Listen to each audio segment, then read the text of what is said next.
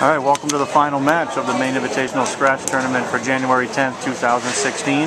We're here at Sparetime Recreation in Lewiston, Maine. I'd like to thank Tom Gibberti and his staff at Sparetime Recreation for doing a good job with us today, so thank you very much. Today, the Maine Invitational Scratch Tournament had 44 entries, which means we took 11 cash qualifiers into our eliminator round. Our final match here features top-seeded Joe Ramsdell III facing off against number 3 seed Valerie Calberry.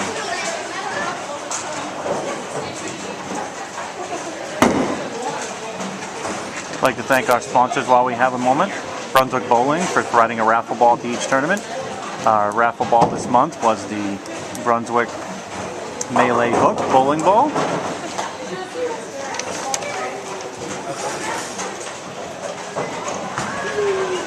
That was won by Josh Burrow. Congratulations, Josh, on that. Also like to thank Morse Pro Shop for sponsoring our Bowl of the Year competition. The winner of this year's Bowl of the Year gets their choice of bowling ball professionally drilled by the pros at Morse Pro Shop. Contact Jimmy Clark or Scott Moore or myself at 754-9395. Set up your next appointment to get your next ball drilled. Located right inside Sparetime Recreation in Lewiston, Maine. I'd also like to thank bowlingchat.net for giving us web space to put the results up. You can check our results out at www.M.I.S.T.bowlingchat.net. I'd also like to thank Maine Clockworks and Joe Kenny. You can look them up on Facebook. They provide our tournament champion with their beautiful clock every month. So thank you very much, Joe Kenny, for doing that. And lastly, for Bowl Pro Sales and John Bavoy for providing us with a bottle of knockout cleaner for every tournament. So here in the booth with me today is none other than my usual co-host, Jimmy Clark, although Jimmy was pretty close to making this final match today. Jimmy bowled great. He was our second seed after our second elimination round and ended up just coming up a little bit short in that last match against Valerie. You want to tell us a little bit about it, Jimmy? Had a good look. Everything was going my way. I missed a spare, and I think it was like the 8th frame. Maybe it might have even been the 6th frame. I just took the lane for granted. Can't do it. Lanes are very playable, but if you're lazy, they'll bite you. Missed a 7-pin, hooked by it. Again, a little lackadaisical, and ended up biting me in the butt. So Valerie's throwing the ball well. She's going to be a lot deeper than Joe just because of the traffic on the lanes. She's a good shot maker. I think she's got the right ball in her hand. She had a good look at the end of that game. She's going to be tough to beat. I know Joe bowled real well all day. On the left side there, hard to say what's going to happen here with a little bit of transition. And you know, this is the first time he's been sitting for a little bit. I know his practice shots look pretty good. It's pretty hard for Joe to throw a bad shot. Everything's real simple, fundamentally sound. It's going to be a good match here. Yeah, we got a couple of bowlers using some Brunswick DV8 equipment, so that's always a good thing. Yeah, I would love seeing the big B going down the lane. Of course, Jimmy, you're on staff with Brunswick, and what did you have most success with for Brunswick equipment? I saw you playing around a little bit with a few different balls today, but tell everyone what you used, what you thought worked well. During qualifying, I started actually the first game with a pin-down Einstein. Rolled well, didn't throw it the greatest, stayed clean. Bragging for a minute, made the 4.67 highlight, whatever.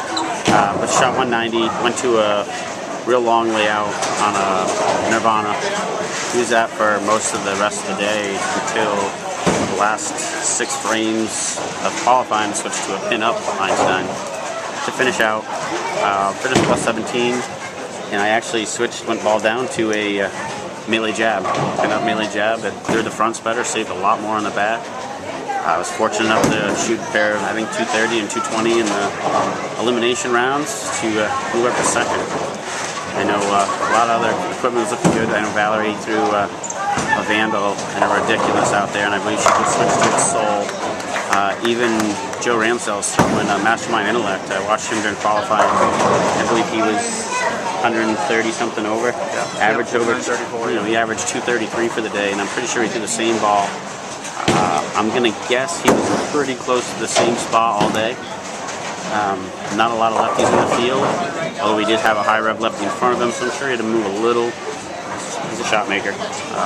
They have to be really hard to wall him out. Here he is, top seed. Yeah, that's not a surprise to see Joe as the top seed again. looking for his 4th title out of 5 tournaments this year, and really just been dominating the field most of the season. But you know, bowling against a seasoned veteran here like Valerie, who's been in big tournaments, been in big situations, won M.I.S.T tournament before, so certainly no stranger to this situation herself. So this really should be a good match, and a contrast to lefty-righty here on this pair. The right side looks like it's really struggling to try to get to the mid lane, but you get a little deeper, you might sacrifice a little bit of pin carry. What do you think about that, Jimmy? Well, where she's moved in, a lot of it becomes ball selection because you got to get the ball through the pins. I don't think it's really hard to get it to the 1-3. It's a matter of what it does after it hits them to carry. You talked about Valerie's credentials, and she just was in Abu Dhabi, I'm going to guess, less than 2 months ago. And you can't talk about any better experience than that when you start bowling on a world stage. You give her some good stuff like that to practice on when she comes to this. I'm not going to say it's any easier, but we've been on this pair for a couple of games now. The lanes are, they're transitioning, but with better shot makers, they transition more in your favor. Yep, absolutely. So while we were talking about scores, I'll go down the qualifying scores for the guys, people that qualified. Final qualifier with 11th place earlier today was 8-10 was Jason Ward. Mike Clausen with 8-12, Jimmy Clark, as we just talked about, 8-17, Joe Coco at 8-23, John Bercier 8-33, Corey Wagner 8-47, Bob Nile 8-60, Terry Robinson 8-91, Tony Fernandez 9-06, Valerie Calberry 9-10, and Joe Ramsdell led the field with a 9-34. So we went into our first elimination game, which was their 4-game average, plus the game for the eliminator game. Took the top 6 out of that for the next round. And the top for that round was Joe Ramsdell III, 466. Valerie, again, 464. Third, Jimmy jumped up from basically 9th to 3rd from that round with a nice 238 game to make a 442 total. 4th place was Jason Ward with a 425. 5th, Tony Fernandez with 414. 6th, Terry Robinson, 407. So those 6 are the ones that advanced to the second round. And then 7th place was Mike Clausen with a 404. 8th, 402, John Bercier, 401 for Bob Nile, and 9th, Corey Wagner, 10th with 385, and 11th place was Joe Coco with a 375. And you notice a lot of players jumped around there. I think some of it was how the pairs transitioned. I know myself caught 11 and 12. Jason Ward was with me. I believe we had 2 of the top 3 scores in that position round, maybe top 4. Either way, we bowled very well that round. Some of it was the pair, some of it was, other variables. Either way, it was able to help things go. Bowlers move where they move. So, a lot of jumping around. Certain players dropped. Jason and I were able to capitalize, move forward. Not that it got me any farther at this point, but I get to watch an incredible match by 2 incredible bowlers. Even though I might be a little biased and root for the righty. Well, then I got to root for the lefty then, Jimmy, because I'm the lefty here. So fair is fair. Absolutely, both great bowlers and both great people. So that's the good thing about it. So basically, when we had our second eliminator round, those top 6, the top 4 of that moved on to our stepladder finals. So in 6th place finished Terry Robinson with a 576.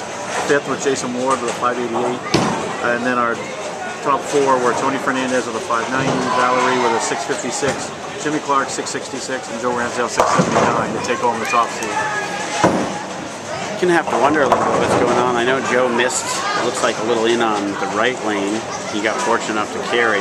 Somebody of his caliber shouldn't carry that stuff. Lefties are unfair.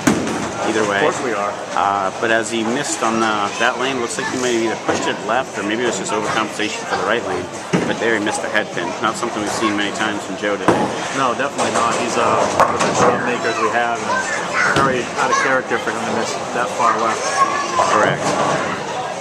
So, a tricky spare here. Kind of see what happens. The trail back pin. As we said, there it is. There's the back pin that plays havoc with him. So open there early in the match can make this definitely a quick go around.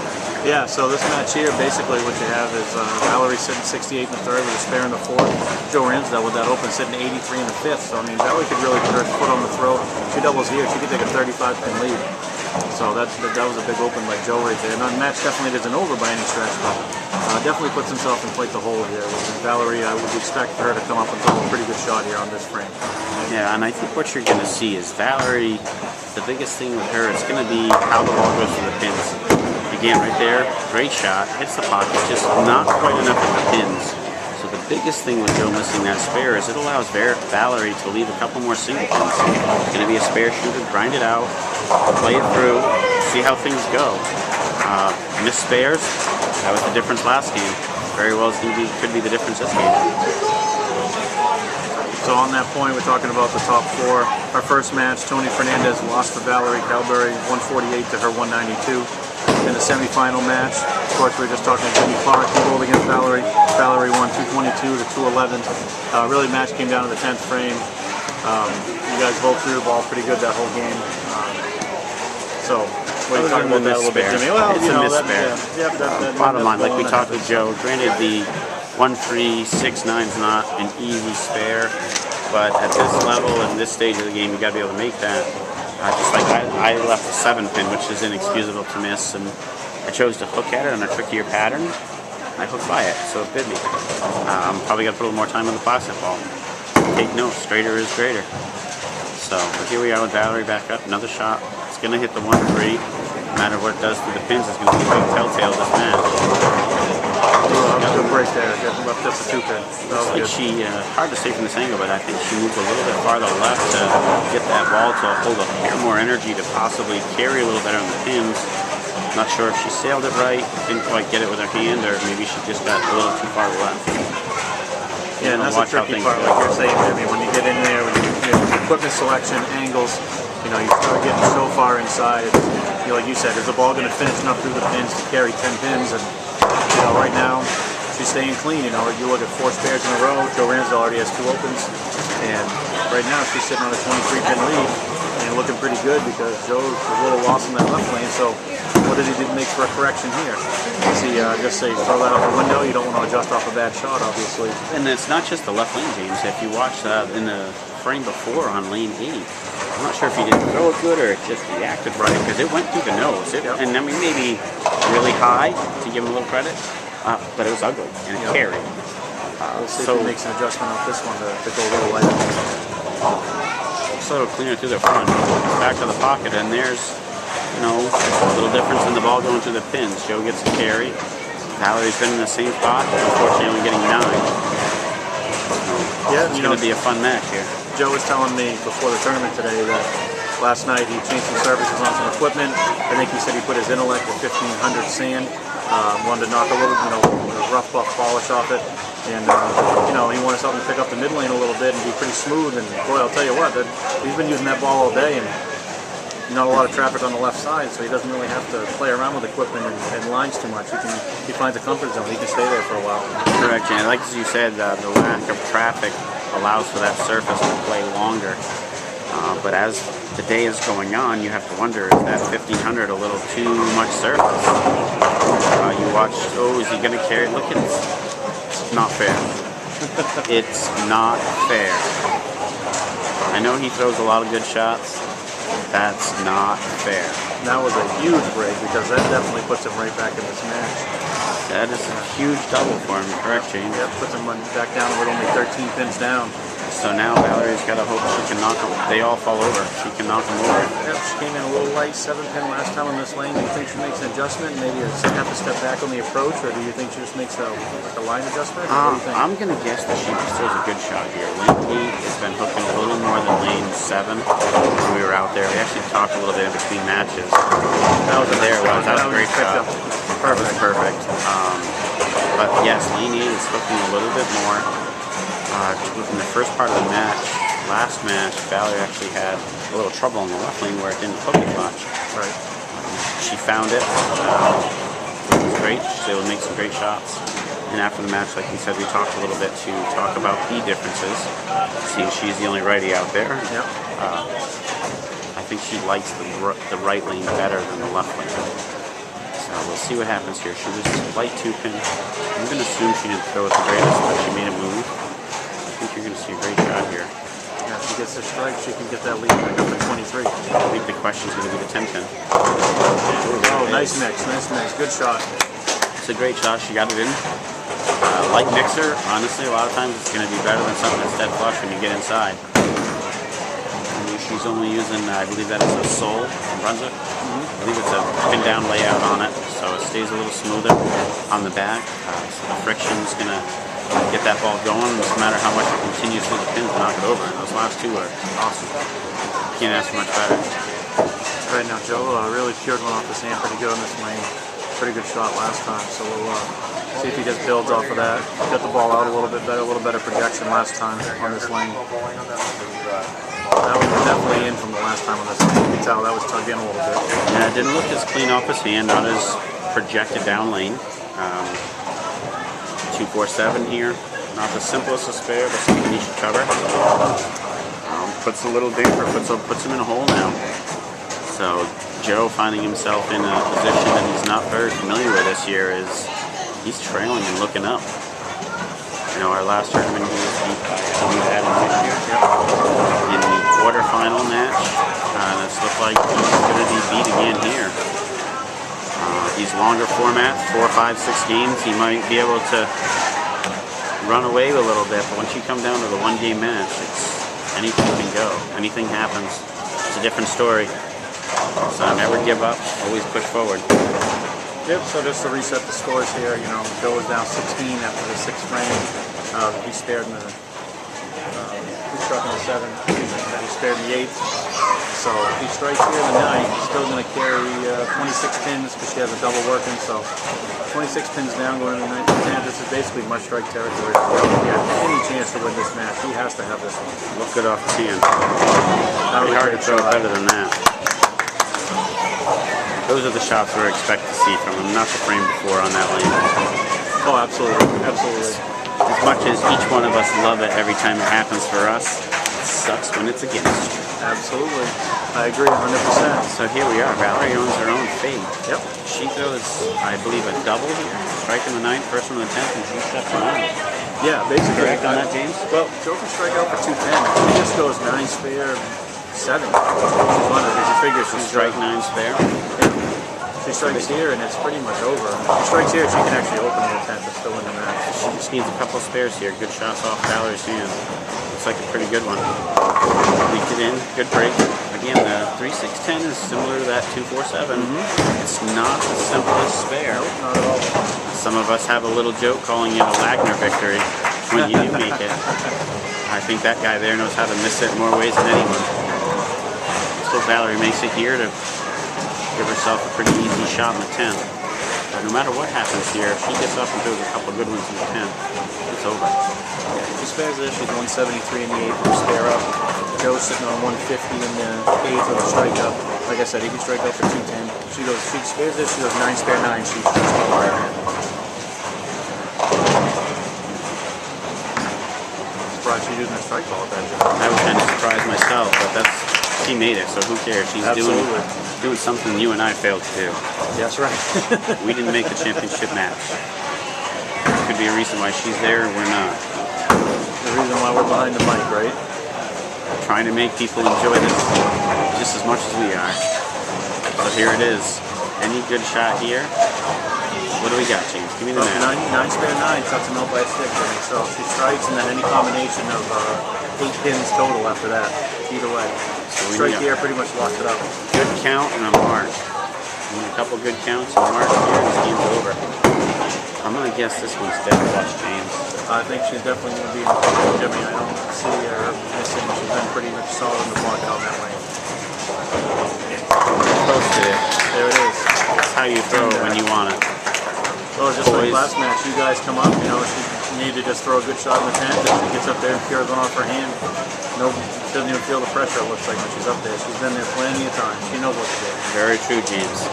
So as long as this one gets close to the 1-3, we've got ourselves a winner here, and another titleist, another different titleist.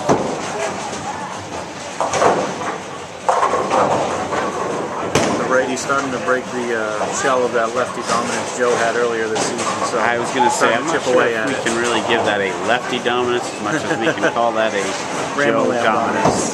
At Ramalam it is. Might need to take a little note out of his book. Well, again, you're talking about the lefty-righty, but you only had one lefty there it is. today. field, and that was Joe Ramsdell III. So. Yes, but not far off was lefty James Ward. I believe he was only 2 or 3 spots down. James was close, yep. I know he had a chance going into the last game, had a couple of misfortunes late in game 4, but he had a chance. He threw the ball a lot better today. Sometimes it comes a matter of just being patient and grinding out some games. Something that some of the newer guys or guys that haven't made cuts have to learn. Stay patient, keep grinding forward. Don't take any shots from you. Every shot like it's going to be a good one. Yep, it's a process, and it's you have to learn how to lose, and you also have to learn how to win. So that's for sure. So I also want to add, I believe this second place finish here for Joe Ramsdell is probably going to lock up a bowler of the year, which is a M.I.S.T first. Yep. Five tournaments in. We've got what, 2 or 3 left, James? 2 left. Yeah, two tournaments left. Yep. He doesn't have to show up. So speaking of which, our next tournament, which is a points tournament, singles tournament, on January 31st at Sparetime Recreation in Augusta, Maine. You can send me an email for your reservation. We're not sure. I got to talk to Donna. We may be doing one big squad for that because she may be able to give me all 24 lanes. If that's the case, we will. If we have less lanes, we'll do 2 squads like we have been doing up there. But anyways, AJ Soxpatch 2002 at hotmail.com. You can join the M.I.S.T page on Facebook. Just type Maine Invitational Scratch Tournament. You can get all the news, information, oil pattern, all the New Brunswick BB8 Radical releases. The videos for those go up on there. Any pertinent information to our sponsors is on there. So please check us out. Please patronize our sponsors. So we want to thank everyone for coming out that supports us every month here. Hope to see a bunch of you in 2 weeks. We got a final score here of 213 to 174. It was a little closer match than the score predicted, but things are what they are. So we'd like to congratulate Valerie Calberry on winning her first title of the season. Not her first M.I.S.T title, just the first one of the 2015-2016 season. For Jimmy Clark, I'm James Goulding. Please join us on January 31st at Sparetime Recreation Center in Augusta, Maine. Check out the M.I.S.T on Facebook. Check out our sponsors. Thank you very much, bowlers, for coming out, and thank you for enjoying the Maine Invitational Scratch Tournament.